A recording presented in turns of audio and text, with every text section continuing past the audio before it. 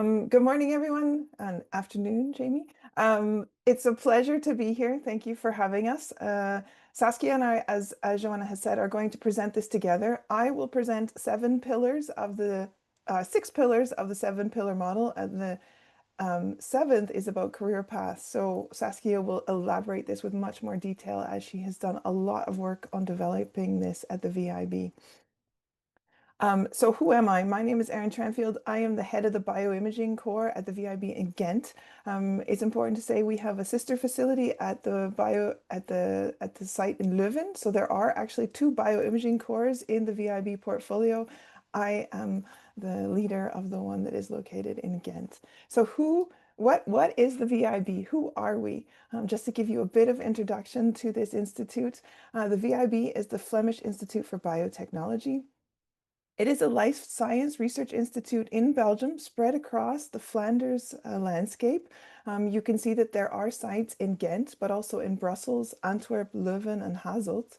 And in these different sites, there is a focus on not just an excellence in life science research, but also really an entrepreneurial spirit, bringing together the development of technologies, looking at startups, really looking at catalyzing the biotech ecosystems that we live and thrive within. Across these 10 centers, where we have almost 96 research labs, those labs are actually divided into 10 focused research areas. These areas range from inflammation research, where I am actually based, to plant systems biology. Then we go to the other extreme, which is artificial intelligence. So we really have this broad spectrum of research topics that the community is focused on and supports. Now, as you can imagine, to have such a broad scope of research being done, you really need a broad scope of core facilities to support it.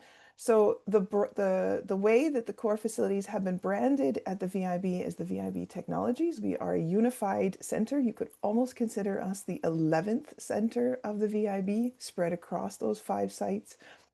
And we have a broad portfolio of different technologies. I think Saskia will elaborate a little bit on this. So let me just say that here, hidden in the center, is the bioimaging core. This is the core, of course, that I run.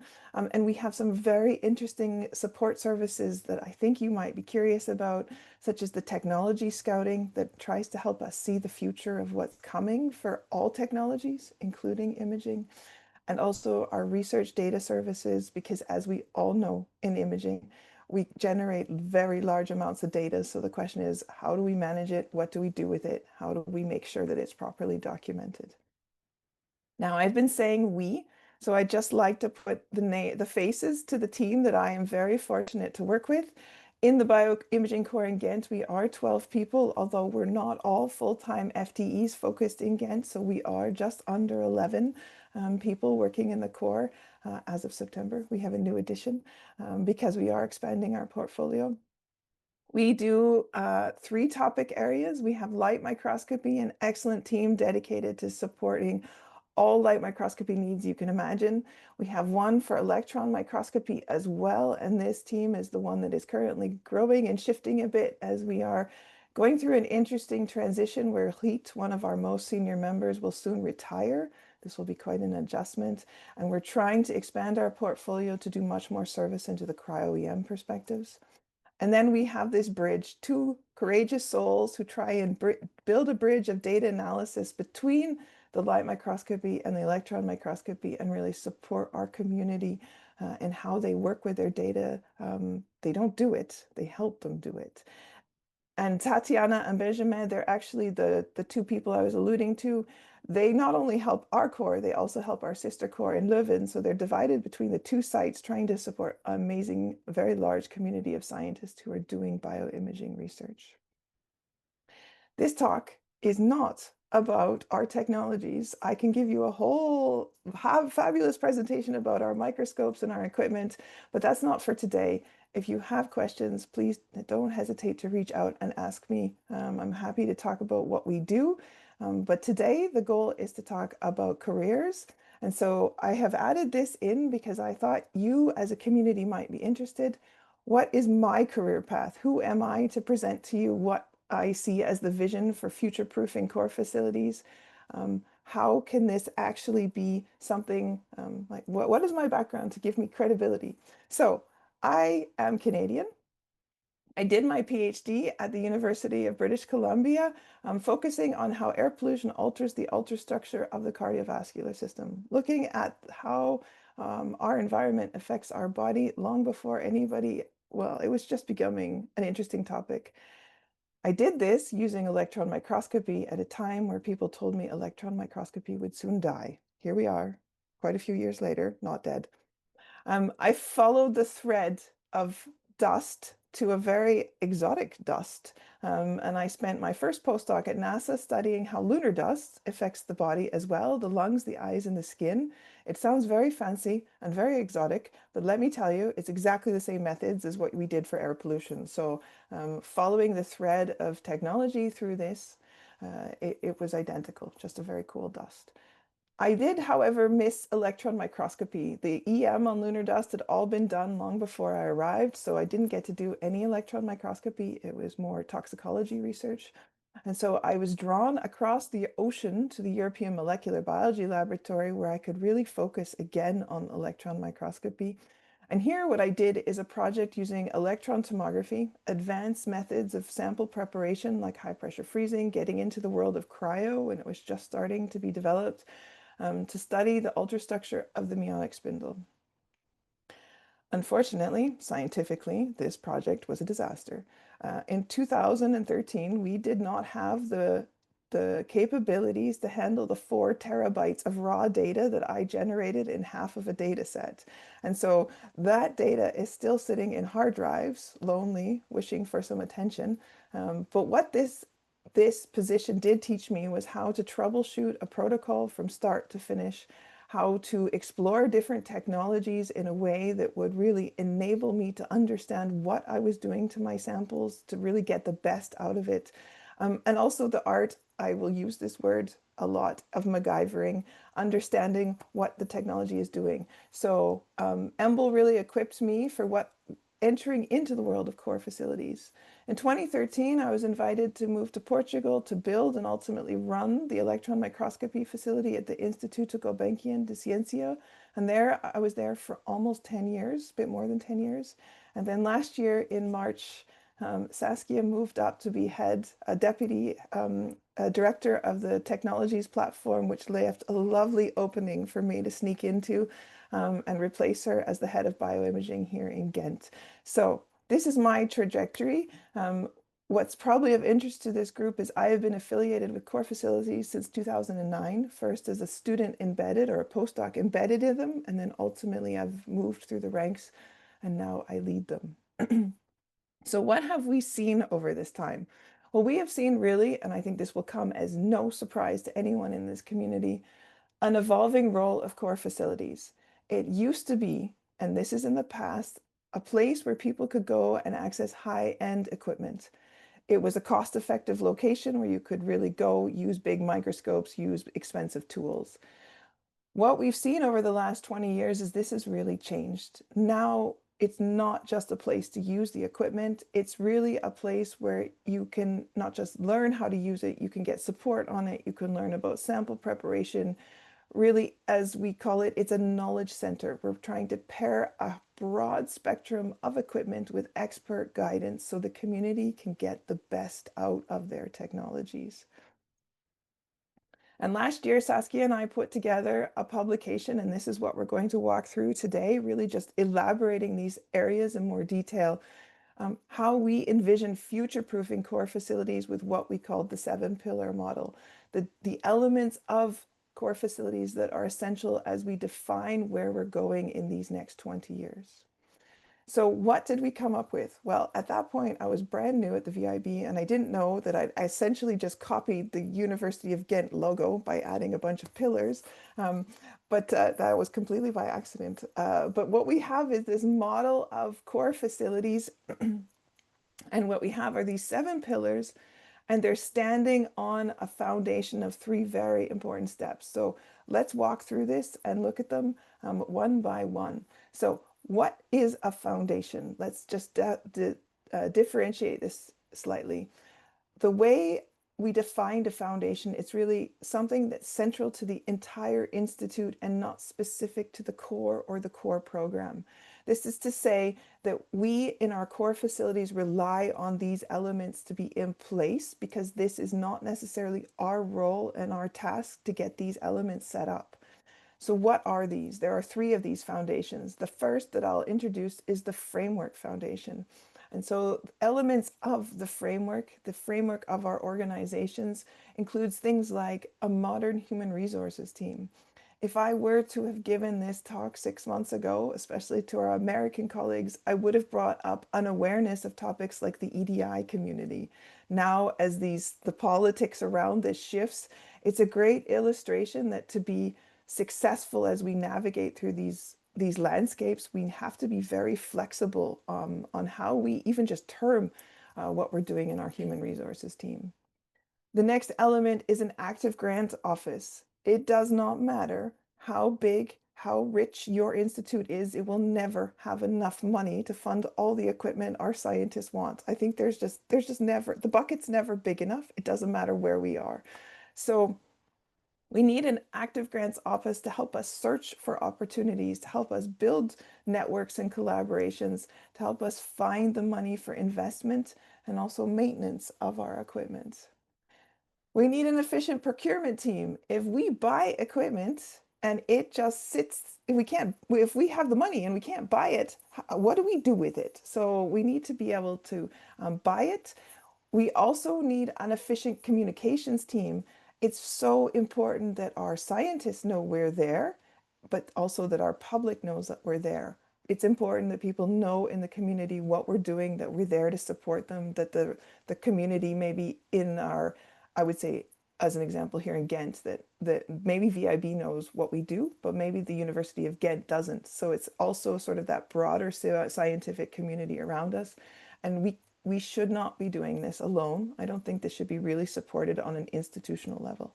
And our finance team, often we charge. We have to charge for our services. I am a big advocate of charging. That's another topic. But if we're going to do that, we need someone to help us with the invoicing, with sending out the invoices, making sure they're paid, making sure that our prices are defined across our cores in a common and consistent way.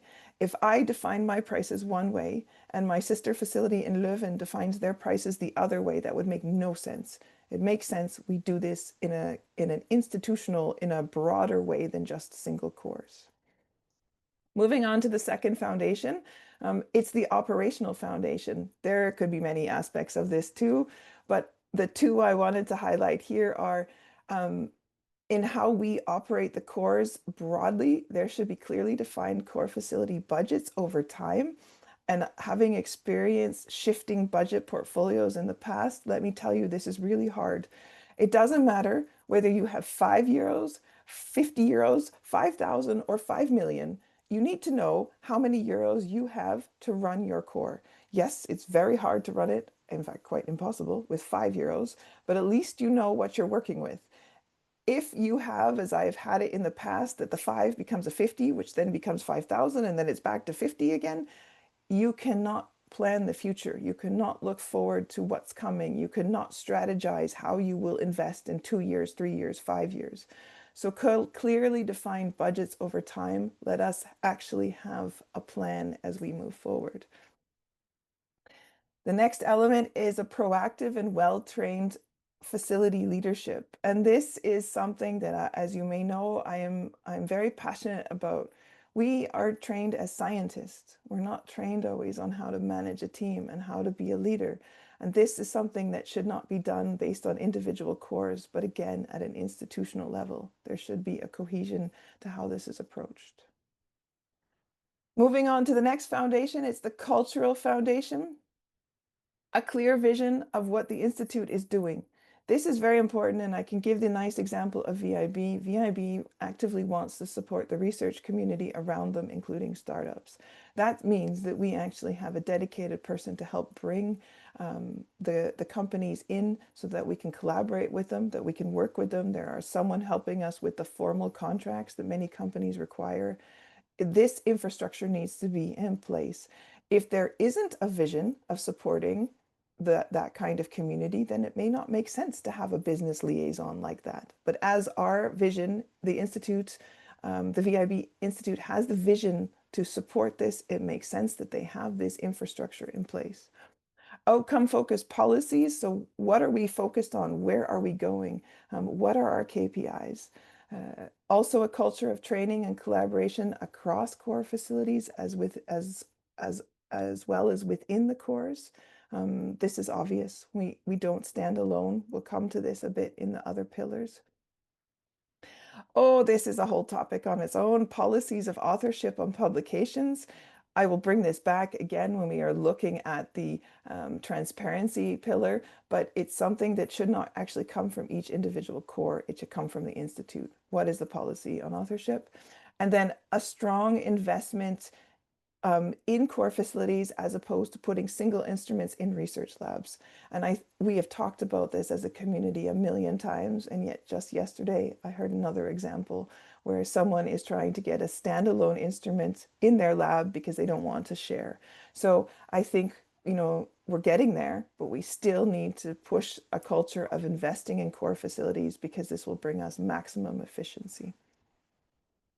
So going to our pillars, we have these 7 pillars. I will walk through them one by one. Of course, our central pillar is our technology. This is why we're here, is to support research through the technologies that we have. This is a bioimaging group, so obviously our main technology is our microscopes. I like to take this a step further. I always call it the foundation equipment and the advanced equipment. And my silly analogy is the Fiat Pandas and the Ferraris. We need both. So the foundational equipment, I would say, are the bread and butter instruments, the sort of standard equipment that we have. They're open to many different researchers. They're needed for the technology or for the research that we're doing, but they're not fancy. They're not interesting. They're not something that you're going to have a ribbon cutting ceremony and politicians to come and unveil, a new stereo microscope. It's never going to happen. And yet we can't function without this equipment. So we need this foundation equipment to help support our Ferraris, our advanced equipment, which tends to be much more specialized. It often gets the state-of-the-art stamp on top of it, and it requires more of everything, more knowledge to operate it, more specialized building infrastructure to maintain it, more expensive support in terms of people as well as in terms of consumables. It just needs more. It's a much more high maintenance technology, if we can put it this way. And the thing, as we think about future-proofing the core technologies and the units, is how we support these two. At the moment, it's often very easy to get grant money for the advanced equipment, but I think we need to continue advocating that we need also those foundation equipment and we need funding mechanisms to buy the boring, because without the boring, we can't do the advanced. So as we're looking at how to future-proof this, I think it will be very important to recognize how we support these 2 different categories of equipment. Equipment is marvelous, but if you do not have a team to support it, what is the point of it? It's just fancy metal, plastic, and glass. And to really get the most out of our equipment, we need our teams. Our teams are really, really central to this.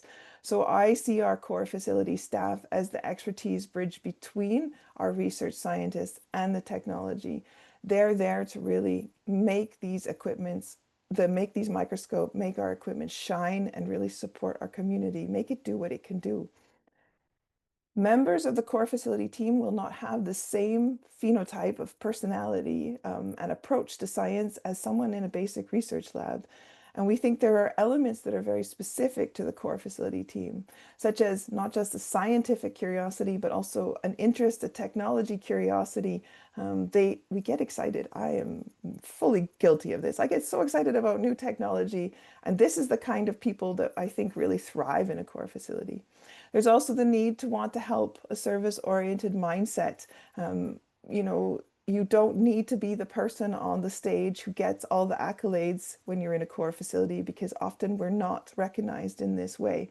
And especially our team. Sometimes the head, like here I am giving a presentation, but my team is not here. The main technical staff is not always appreciated to the same extent as they would in a more scientific research laboratory.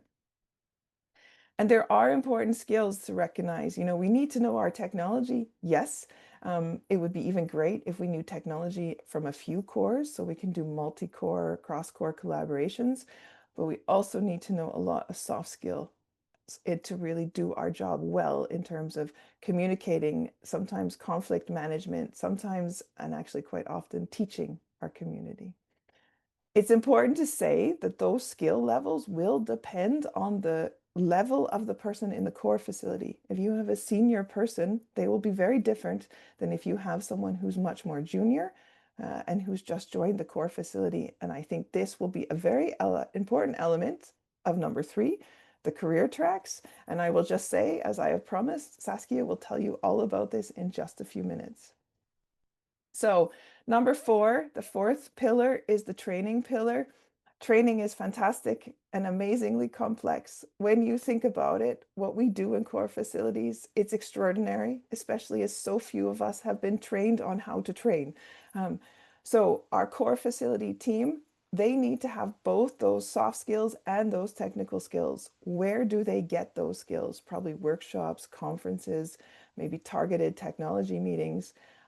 Often we train them in the technology, but we also have to remember to train them in those soft skills. It's as important. And then this very interesting thing, as I alluded to, is to train our team on how to be trainers. How do they pass their knowledge on to a very diverse group of people?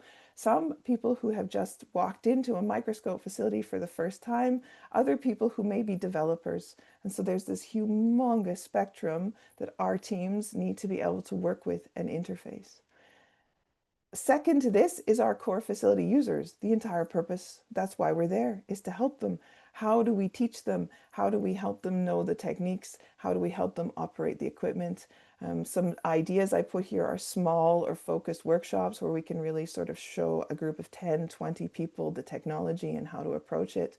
And then very often the one-to-one where we need to sit down with these individuals and really refine what they're doing, how we support them, how they're applying the technology to their specific research question. And then not to be forgotten is our public and other key stakeholders that want to know what the core facility is and what they're doing. And this is something that I've been doing here at the VIB. You know, we often forget the other people in our institutes. So I have been slowly inviting other people, other members of our community, like our HR team. They help us all the time, but do they actually know what we do in our core facility? I think it's important to really build cohesion that we share with even our internal community what they're helping to support. So what is our procurement helping us do? I had the joy of introducing our main procurement lady to the microscope she'd helped us buy. And I was like, Anne, this is our new confocal that you just helped us do a tender for. And she was really excited to meet this microscope in person or in 3D that she had spent all this time going through the tender procedure for. Training stands on a strong cultural and framework foundation. So again, this is coming back. None of these pillars stand alone. Technical support. Now, this was an interesting slide to put together because there's so much more we do than just helping people on an instrument. And I tried to draw this as 4 different unique areas divided by the little wiggles to show that you could do all of them or you could do just one of them. It doesn't have to be continuous. But the areas where I think we are providing support are in things like planning the protocols, the first element, helping people understand how to get the most out of the microscope. Then the second would be guidance and execution of the sample preparation for the microscope. I mean, I heard this amazing acronym recently, GIGO, garbage in, garbage out. I didn't know it was an actual acronym that people use now, but the concept that it doesn't matter how fantastic your microscope is, if the sample is badly preserved, it's rubbish. And we can only data analyze that. We can only use so many algorithms to try and fix it. The best is if it's good to start. The third area is the instrument selection. What microscope do you need? And then once you know what microscope they should be working on, training them and then often helping them troubleshoot problems on the microscope. And then, as I've alluded to a few times, the fourth and final area, now you have your data. What are you doing with it? And also, how do you store it properly and how do you archive it? We don't just help people on instruments, we help people across all of this. So our technical support is much broader than just showing someone a microscope and saying, here it is, go for it. And this applies to all core technologies. This is not just a microscopy thing. The sixth pillar is transparency, and this is a pillar that may sound very random, but I think it's very important that we are clear to our community and all stakeholders the possibilities, but also the limitations of the core facility. So looking at this, what service portfolio do we provide and what do we not provide? I can tell you right now, many people are not happy with us that we are not going to sit down and model all of their data sets. That we will teach them how to do it, but we just don't have the capacity to do this for people. So it must be clear that we'll help them learn how to do it. We'll get the algorithms, we'll get the technology set up for them, but then it's their responsibility to do the modeling. Pricing, who pays, who doesn't? How much do they pay? Are there different categories? I think this at least needs to be clear within the institute and consistent across different cores. Maybe we don't put it all on our websites, but it should be clear somewhere. Access procedures. How does someone even start? Do they send you an email? Do they do a ticket on a website? Do they need an account? How do people start? How do they access us? And then once they're in the system, is there a priority process? Do internals come first? Is it first come, first serve? Are there, like, how is this done? Every core will approach this differently, but I think it's very important that it's clear how it's done and not just totally ad hoc. And then policies. I've already alluded to publications, so I'll just keep going. Training. Who is trained? When are they trained? Who trains? Like who does the training of them? We often get requests from people to do training on a microscope and they say, yes, I plan to use it in 6 months. There's no point in doing that training because by the time they actually get to the microscope, they've forgotten everything you showed them 6 months ago. And that's not meant as a criticism. That's meant as they're busy people and they just don't remember the buttons that you showed them to push 6 months ago. So when is a very interesting concept. We should be training people as close to the time of usage as possible, for example. So obvious, but facility support hours.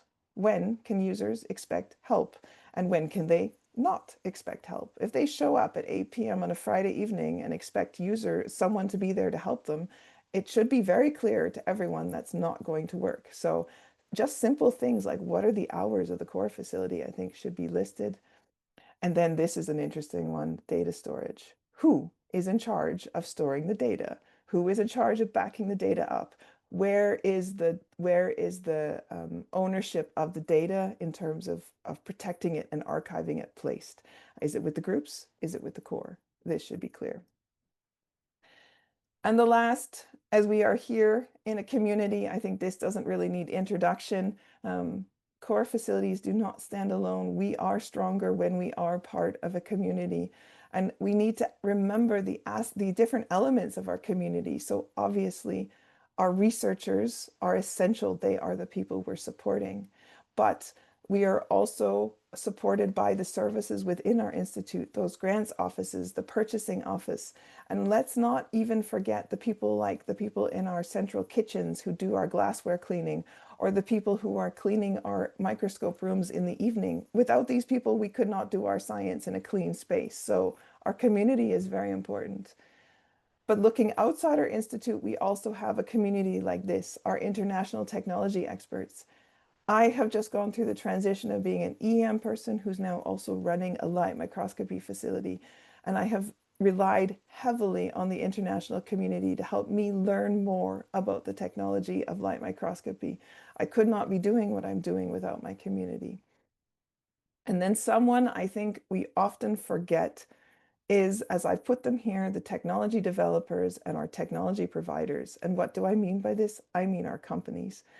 Our companies are essential to our community as well. If we can't buy our instruments from someone and we cannot be expanding our technology, we are stuck. Without our companies, we are not progressing forward and we are not developing in the same way. So they are also an essential part of our community. And I think we need to not forget them. And with that, I'm done my 7 pillars. I think I was a bit excited and took longer than I should have. Sorry, Joanna. And now I will stop sharing. And Saskia is going to introduce what she has done for the career track development. All right. Good morning and good afternoon, everybody. And thanks for joining because, of course, Erin and myself, we love to talk about career paths. And I think everybody here in the crowd carries this close to their heart because we're all people that are part of microscopy co-facilities. Well, having said that, I'm going to open the talk a little bit to any kind of life science co-facility because that's the approach we have taken to set up co-facilities at VIB. This is the current technologies portfolio, as Erin already pointed out. So we've got a program with different co-facilities in it. I won't go over all of them, but I just want to point out that we've brought together the metabolomics, proteomics, a screening facility, of course, microscopy, flow cytometry, and so on. What I want to allude to is that it doesn't necessarily matter whether you're a microscopist or whether you're into flow cytometry. If you are working in a co-facility, you have a common mission. And that's how we approach several things that we roll out in terms of policies and frameworks at VIB. Now, let's dive into the history of this VIB Technologies co-facilities program. It actually goes back quite a long time. It goes back until the previous century, 1999, which was the very first time that VIB centrally has subsidized a unit that would not do research, but that would provide services, and that was microarrays. I don't think anyone is doing microarrays anymore, but already then it was clear that it was important to have a place where this was carried out for others because this requires a specific dedicated expertise. Now, if when time went by, you see the line of the VIB technologies here, you see that in several moments, other core facilities were introduced into one program. So step by step, different technology units would be also subsidized centrally. And a very important moment is 2012. That was the official start of the core facilities program, which we now have branded as VIB Technologies. And this kept growing over time, not only in terms of how many core facilities we would onboard, but also how many people were there.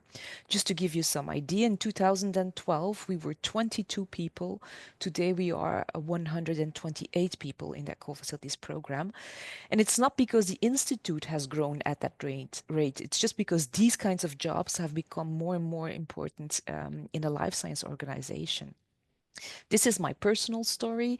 I actually was very early on at VIB. I was a PhD student, first year PhD student when the institute was founded. And when I obtained my PhD, I left for a couple of years to the University of Lausanne, which was between 2004 2007. And that was for me personally the first time I got into touch with co-facilities. Although VIB had a few, I wasn't really using them because I really like microscopes. And they happened to be absent at that moment in the co-facilities program at VIB.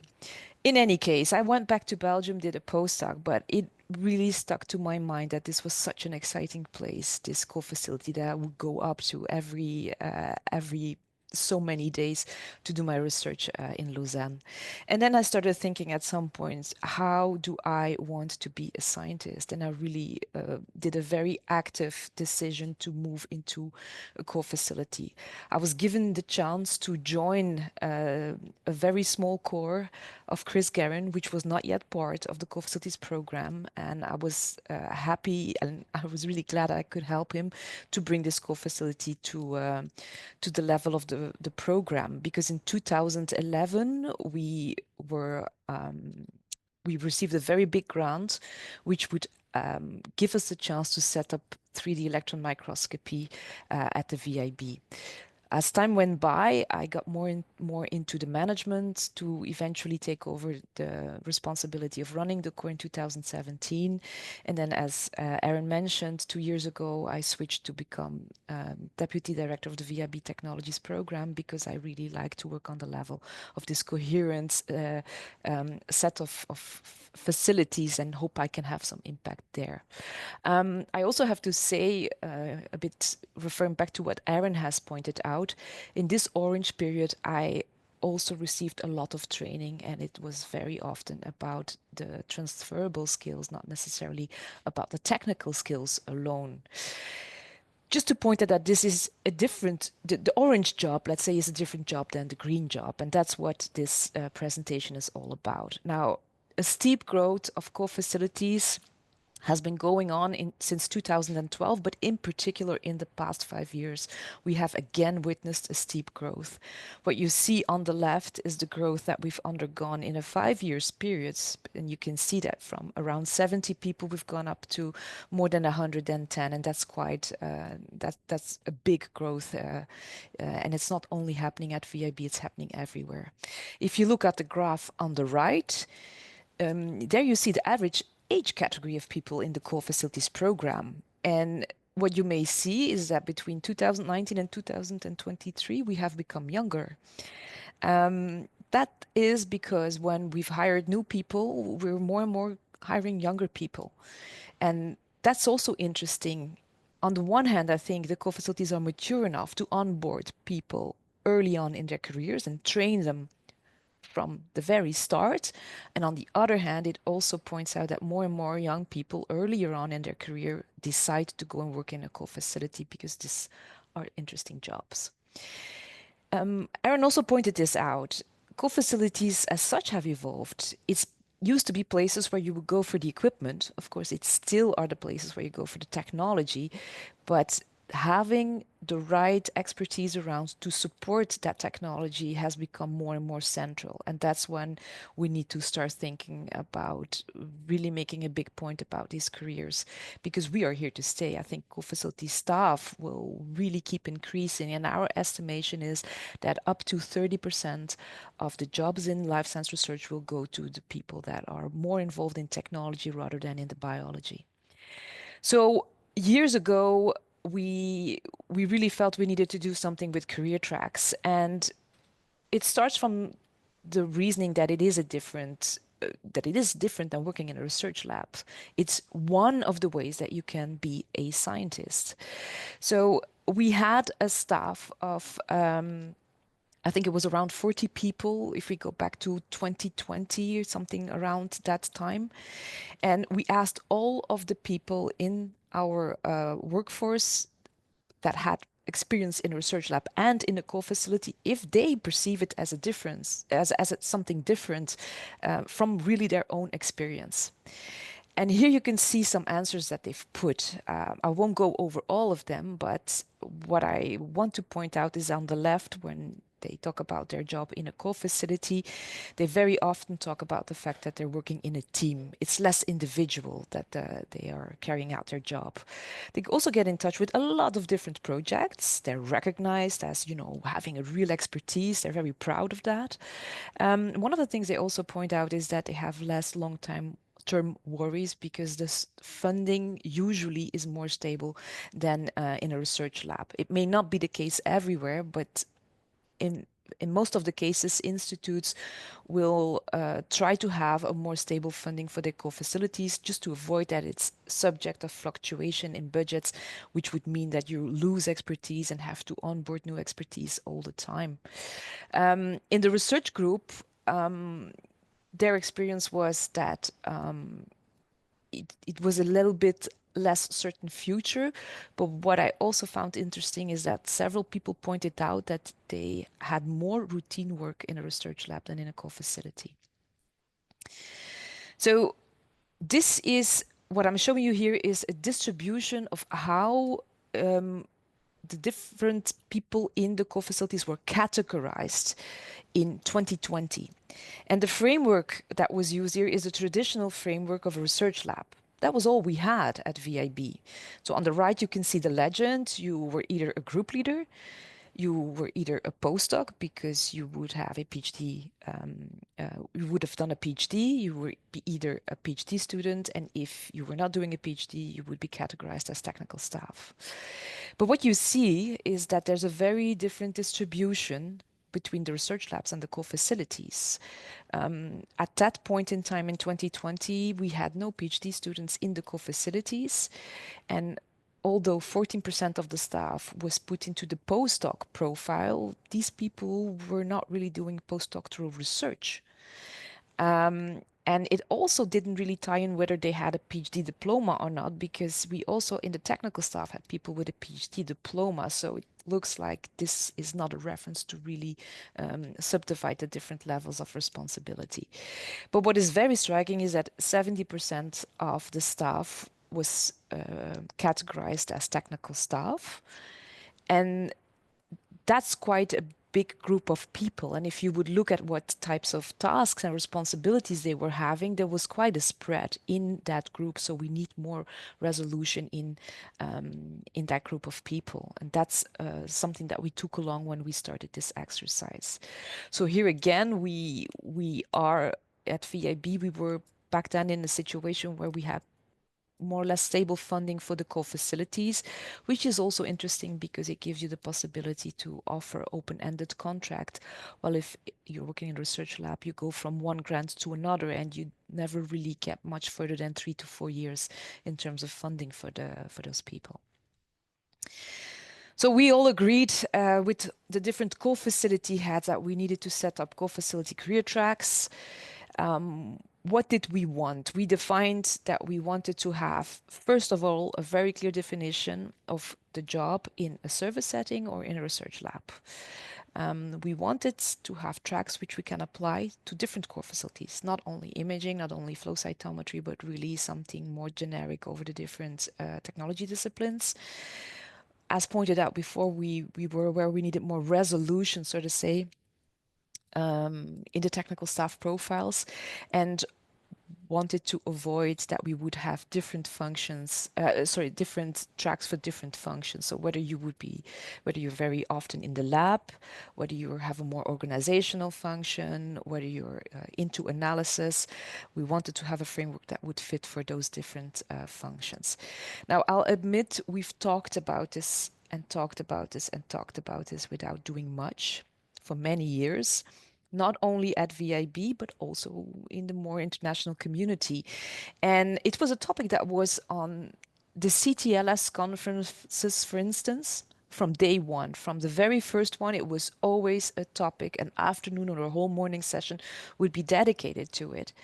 And for many years, people agreed we need to differentiate from research labs, and we need to do something. We need a framework. But it just was not so easy to have a starting point. So we started to talk to HR internally at VIB, but also there we just kept talking and nothing really happened. But then we thought, okay, let's seize the moment where we were in charge of organizing the CTLS conferences in 2018. So we were in the driving seat to determine a bit what the program would look like, and we're okay. If we can't get HR to CTLS when it's somewhere else, we'll bring HR in when it's happening in our own city. So in 2018, we had the CTLS conference happening in Ghent, and we have put career paths for core facility staff as parallel session number 7. We were very happy. That was very highly attended. Okay, the other 6 parallel sessions were also attended, but this one was really popular, I have to say. Now, if you look at the second topic there, you see Marijke Leen and SAS VIB headquarters. So we said, Marijke, she was our HR director at the time. We want to invite you to give a presentation. She was prepared. She was really good. But we also asked her for the panel discussion, which you see at the end of the session. And I also want to point out that we had Kelly Veer from the Technicians Commitment. This is really worthwhile attending. So join in for the September edition of these series of talks here, because I noticed in the beginning when Joanna introduced the topics coming up that Kelly Veer is also going to talk here in this session. So it was good to have Marijke Lijn not talking to Saskia and the other heads of core again and again, but to other people. We let actually the community talk to her. And then she said after the conference, okay, now I get it. We're going to stop talking. We're going to do something. Let's collaborate. So this was really a pivotal point. We started to work on it. We had regular meetings and we had a plan ahead. So approach and whatever approach you take, you need to collaborate with your HR because I also have to admit we thought that we knew how to do this, but there's so many HR related things we don't know and they need to be involved from day one. What did we do next? We started really from the actual jobs. We asked every co-facility head to look at their team and try to see if they would have different levels of responsibilities in their teams. And then we brought all of that information together across those different co-facilities to see where we would have commonalities. We also did not want to work diploma driven because we that was where we sometimes ran into trouble with the more classical framework in the research labs. You responsibility in a co-facility is not necessarily tied to whether you have this or that diploma. It's really about what the responsibility is that you take on. So that was what we asked all the core facilities to do. Look at the responsibilities, not at the task. Not it's about I'm filling the stock. This person is taking care of the training, etc. But really, what is the level of responsibility? And then see how many groups you would have. So we did not predetermine this. We really did this bottom up. We didn't know whether would end up with 3, 4, 5, 6, 7 different tracks of responsibility. But eventually, as you will see, we will have 4 of them, 4 major tracks. So what is a distinguishing factor between one track or another? It's really about responsibility in a function. Level of experience does play a role. Flexibility. Sometimes we have jobs in co-facilities that require more flexibility than others. How independent you need to be able to work, and also what your role is in terms of stakeholders, I would say. How often do you have to interact with users? I think in microscopy, most facilities, every staff member will be in touch with the users directly, but it's not the case, for instance, in a sequencing core facility or in a production facility for nanobodies. So you do have differences in that as well. And supervising role, well, we've got core facilities now that have more than 10 staff. It does mean that you have a certain structure and that more senior staff members will be in charge of really supervising the tasks of other team members. So what was the result? Based on those different distinguishing factors, if I may say so, we have 4 tracks. We have the core facility technicians track, the technology expert, the technology specialist, and the head of core. I'll admit we have again debated back and forth about what the difference is between an expert and a specialist. You can switch this around. It doesn't necessarily matter. What we wanted to highlight is that we do see 2 levels there, and we do have descriptions of what one has in terms of responsibility and what the other has in terms of responsibility.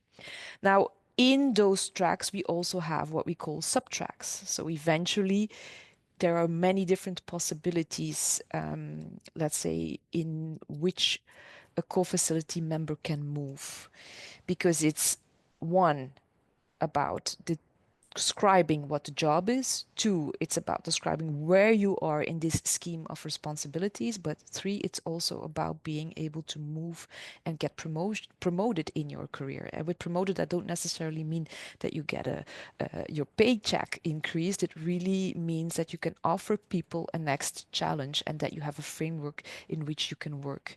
Now, when we promote people or when they change responsibility levels, it can happen between the tracks, but it can also happen in a track. It's possible that somebody in a co-facility technician's role will stay there for their entire career, but they still will get some possibility and perspective to move ahead. They can go from junior co-facility technician to co-facility technician level 1, 2, and senior. And this is something that we really also discuss with the heads, of course, to look at where every individual in the co-facility is heading and whether we can offer something to the staff. And not everybody will move in the same way, or not everybody will move a lot. If people are awarded for what they're doing, then that's the most important thing. We need to look what they want, how we can support them to move ahead, and if they are fulfilling the job that they really are best at.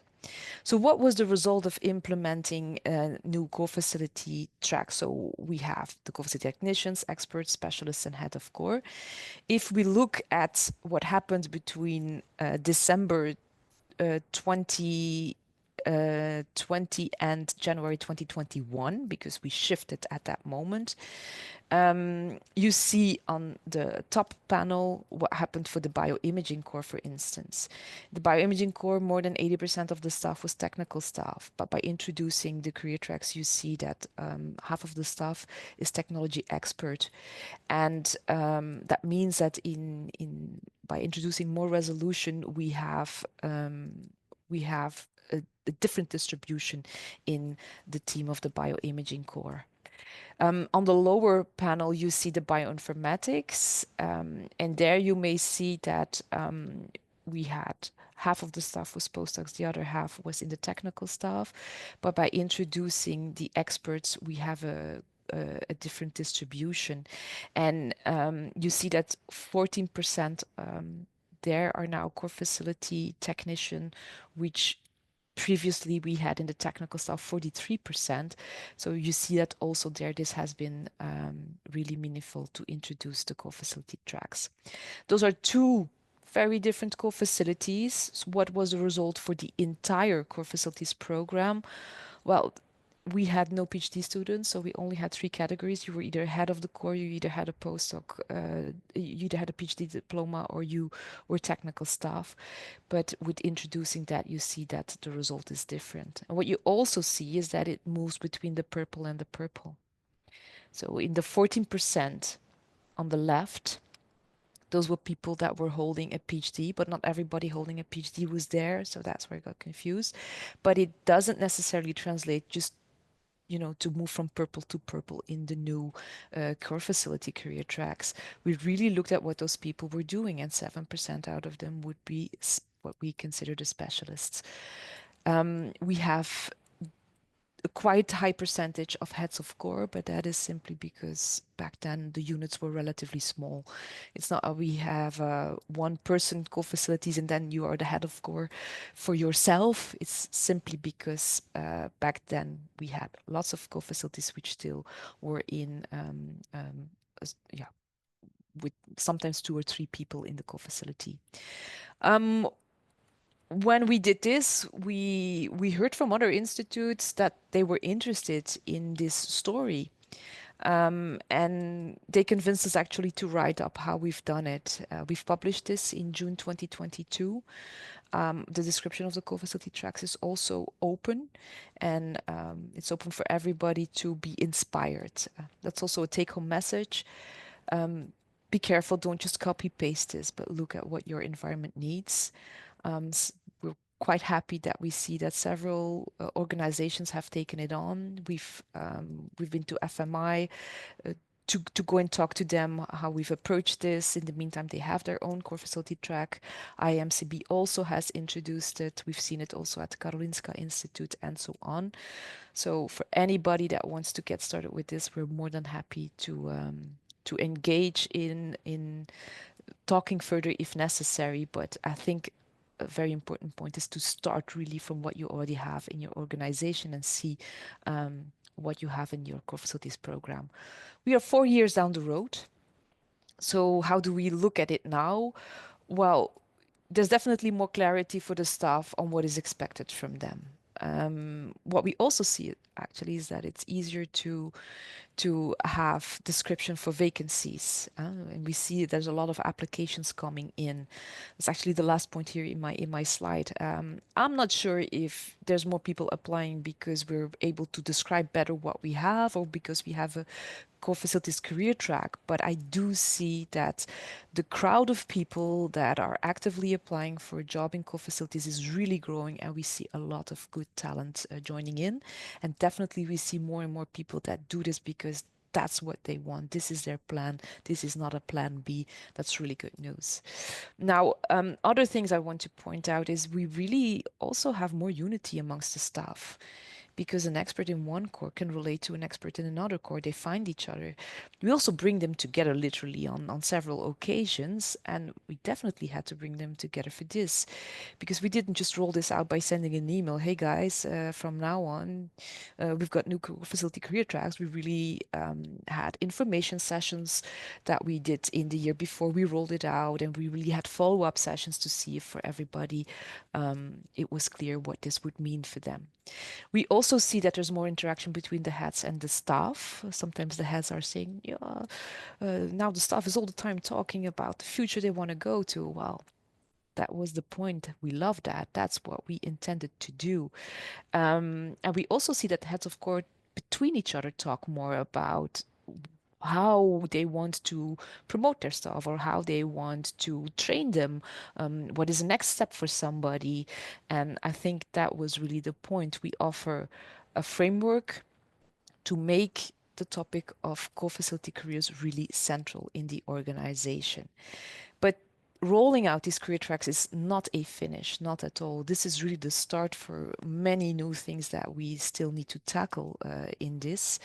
But the good news is that it's really about the people. It's really about the expertise that is central in the core facilities. These are this is the crowd. This is the excited tech-savvy people at VIB that represent VIB Technologies. We were very happy that we could do this for them, and a special thank you to everybody on this on the image, and also a special thank you to Marijke Lijn. So this is the HR director that was involved in this. In the meantime, she has retired. She was actually interviewed. So what you see here is the cover of a magazine where she was interviewed to talk about her view on life science careers. And I like the quote that she puts here. It translates to the following: you get more out of people if they feel respected. And that is exactly what we wanted to do. We wanted to give perspective and respect to the people in co-facilities. And because we really want to, this journey is not over. These people are here to stay. These jobs are here to stay. And I think we've really, with the whole community, have reached a pivotal point that this has become more and more a topic, including, for instance, on a day like this. I'm always happy when this is picked up and we can attract people to just discuss about this. Thank you for your attention.